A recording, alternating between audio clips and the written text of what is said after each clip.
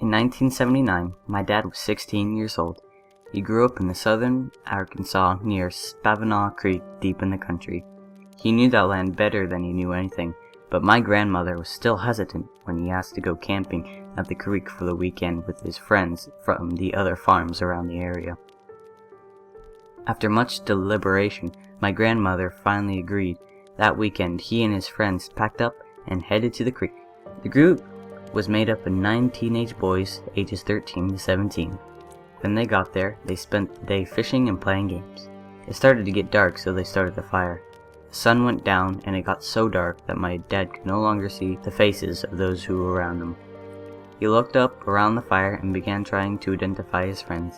He could hardly see. He figured out who most of them were, but confused by the number of people around the fire. He counted them to himself. 1, 2, 3, 4, 5, 6, 7, 8, 9, 10. He counted again and again, trying to determine whether he had accidentally counted someone twice. After counting over and over, he began to panic. Who is this extra person sitting around the fire, he thought. He didn't know how to tell his friends. He was afraid that whoever or whatever was with him around the fire would be set off by telling the group and hurt them. "Count the people," he finally said to his friends.